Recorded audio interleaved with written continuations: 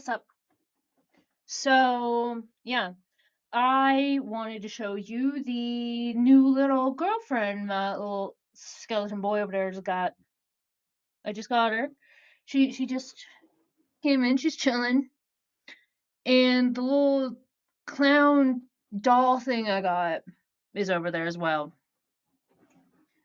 I think it's cute how John Wayne Gacy is just staring down at them. But that's just me. Oh, and I found these in the basement that were gonna go to the kid I was going to have, but that didn't pan out. Oh, now I just have like little kid feet things that like light up. Yeah. Anyway, um, yeah, how was everybody? How are you? What's going on with y'all? Yes, I also know that these are gonna fall basically every video. Like I want to either put more up or move them somewhere else. I still kind of want to have some of them hanging on the ceiling, but the way my ceiling's slanted, it doesn't quite work out how I want it to. So, anyway, let's continue on with the video, right? And I know I've been slacking with the Serial Killers by State series, so let's just keep it rolling right now with episode 30. Okay? Sound cool to you? Sweet. New Jersey has been home to several notorious serial killers. Two of them are Richard, I'm gonna fuck up his last name, so here it is. Dubbed the Thrill Killer, was known for his violent behavior from a young age and committed his first murder at 18. After being paroled for a previous crime, he went on to kill at least 9 people, although he was only convicted of 5 murders due to lack of evidence. He was sentenced to 4 life sentences without parole and died in 2008.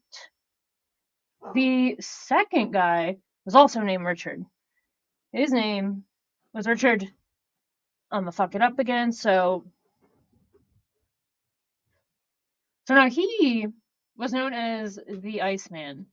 He began his criminal career by killing cats as a child, and later became a hitman for several mafia families. He earned his nickname because he would freeze his victims to obscure the time of death.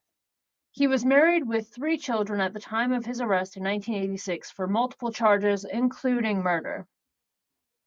These cases reflect some of the chilling criminal history found in New Jersey. However, there are more serial killers who have left a dark mark on the state's history. Just as I said, one of them fell. Yeah, I'm not putting that up either. Sorry about your luck. Anyway, moving on. So, John List. He infamously murdered his wife, mother, and 3 children in their Westfield home in 1971. He then fled and assumed a new identity, evading capture for, it was 18 years, until his case was featured on America's Most Wanted and he was finally arrested. He died in prison. Nice. Yet another Richard. Okay? Richard Cunningham, known as the Torso Killer, committed brutal crimes including the torture and murder of sex workers in New York City in 1979. He was caught while torturing another victim in New Jersey motel. He dismembered his victims and set their torsos on fire, earning him his nickname. Okay? He has confessed to several murders and as of early 2021 pleaded guilty to additional crimes.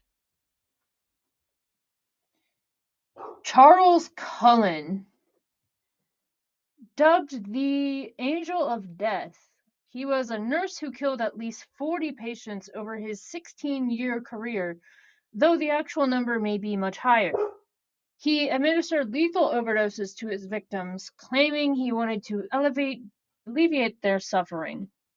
If you hear my dogs barking in the background, like there's train going by and deer's around, so it's going to happen. Like anyway, Charles Cullen was sentenced to life in prison in 2006, and his story is the subject of a film titled The Good Nurse. These individuals are among the most notorious criminals in New Jersey's history, with their actions leaving an impact on the communities they terrorized.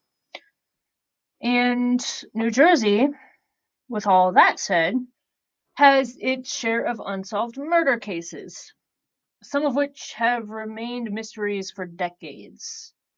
A couple I want to bring up are Cynthia Leeds from 1976. She was 21 years old from Brick Township and was strangled and stabbed to death in her apartment in Kentwood Village.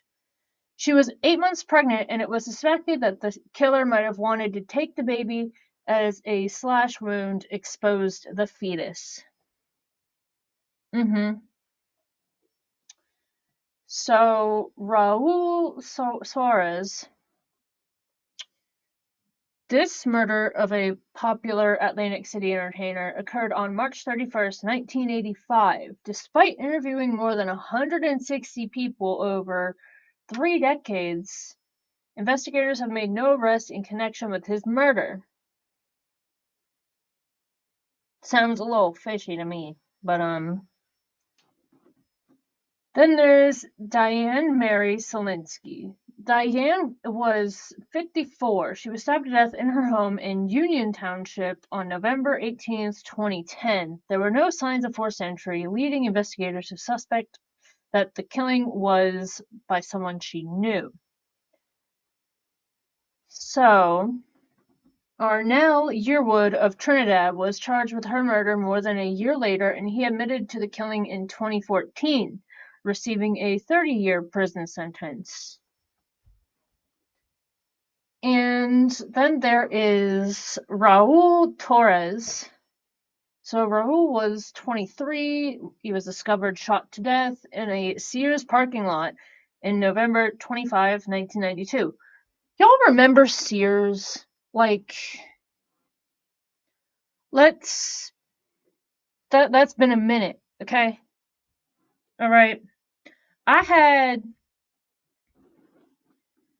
my old house, I had washing machines from Sears with the booklets still like attached to the inside somehow. Okay? Oh man, those things last for fucking ever. Anyway, tangent over, okay? Despite reopening the cold case, New Brunswick detectives have not yet solved this murder. These cases serve as like reminders of the unsolved crimes that continue to perplex investigators and haunt the communities affected by them. The total number of unsolved homicides in New Jersey stands at, like last I checked, it was like 6,500 plus. Let's hope that ongoing efforts and advances in DNA will eventually bring justice to these ones, right? New Jersey also has a number of unsolved mysteries, like the disappearance of Gary Grant Jr. So this goes back to like January 12th, 1984. 7-year-old Gary Grant told his mother he had an appointment but never returned. His body was found bludgeoned in a parking lot 2 blocks from his home. Nearly 2 years later, cryptic messages appeared suggesting his murder was revenge against his father, an Atlantic City cop. Case remains unsolved. Okay, then there's the Watcher.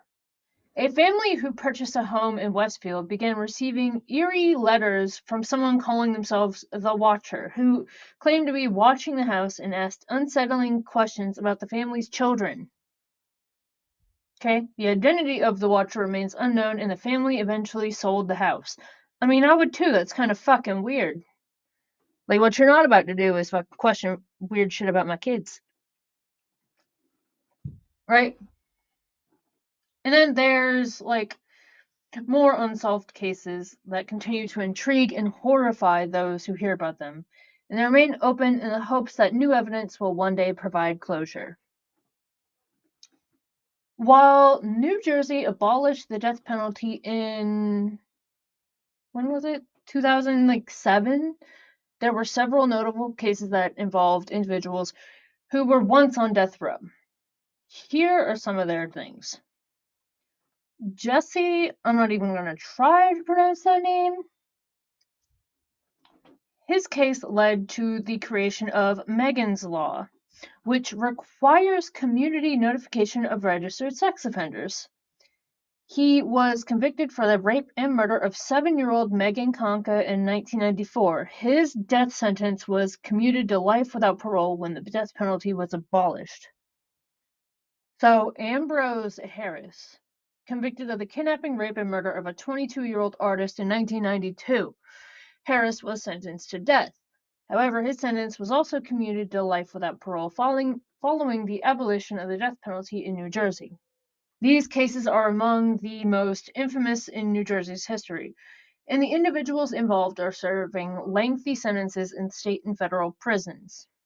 The commutation of their death sentences to life without parole reflects a state shift away from capital punishment.